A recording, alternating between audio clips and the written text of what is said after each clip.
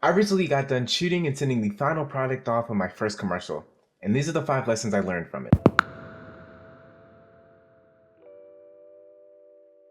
Visiting whatever space you're going to be shooting in before your actual shoot day is huge, and it's even more important if you're shooting outside. Visiting your space allows you to see how the lighting is in-house, whether it's color temperature or just where lights are, and the outlets are for any extra lights you might add or any more equipment you might need. This also gets you accustomed to the space and the people that are going to be working around you as you get ready to shoot. Like I said, if you're outdoors, this is even more important because you get to see how the sun is going to interact with buildings or trees or anything else in the area that's going to affect shadows. This then will allow you to know where you're going to shoot from, what time you want to shoot from, and things of that nature that's going to help your shoot day go smooth. While for this commercial that I shot, I've been to the gym many times before I actually went and shot. I ended up going an extra day just because I wanted to go back in and see if any of the lights had changed, remember where the lights were, where outlets were, like I mentioned before, and just get a feel for the space and have a conversation with the owner so I could get an idea of what story I wanted to tell, what story they wanted to tell, and how we can merge those two things together, which leads me into my next point.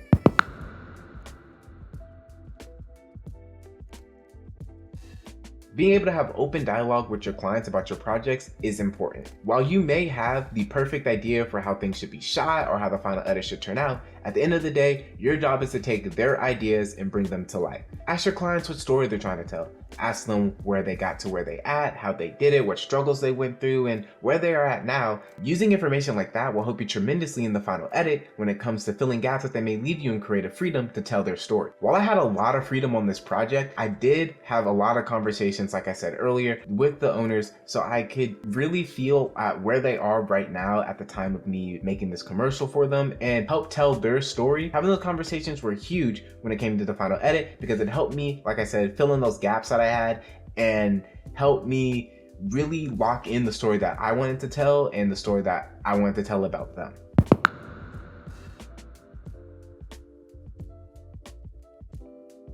Sometimes the shot you had in mind doesn't always make it on the camera, and that's okay. If you have the time or the budget, go ahead and reshoot. Reshoots don't necessarily mean you mess something up. A lot of times for me, reshoots are just taking a shot that I think is good but I can make better and taking the time to perfect that shot. A lot of clients will honestly appreciate you taking the time to reshoot if you're upfront and honest with them because it will show them that you're willing to take that extra step and take that extra time out your day to perfect something to make their product as good as possible. For this shoot, I only planned to do about 2 days of filming and it ended up getting stretched to 4 because I had to come back in and do reshoots and I added extra things to the shot list. At first, I was afraid to say that I was going to come back in for reshoots, but then when I did, the clients were honestly very appreciative that I was able to come in and take the time out of my day to honestly give them the best that I think I had to offer. So don't be afraid to ask for more time for reshoots, whether that be an hour or even an extra day. Because when your client chooses you to make their videos, they're expecting the best from you. And if a reshoot is needed, 9 times out of 10, they'll understand.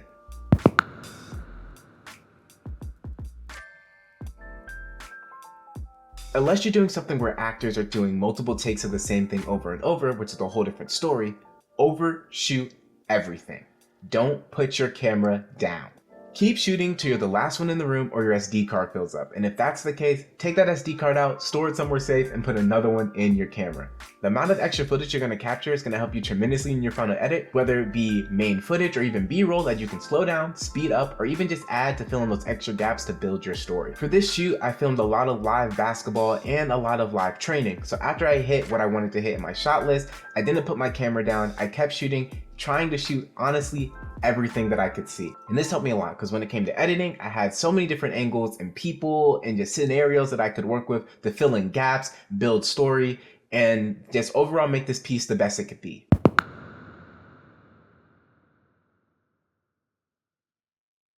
Walking into a shoot with confidence is not only big for you, but is also big for the clients. Walking in with confidence helps the client because it helps them feel at ease knowing that they chose the right person for the job. Having confidence can help clear your mind and get you ready with the skills that you already have that you just have to put into action.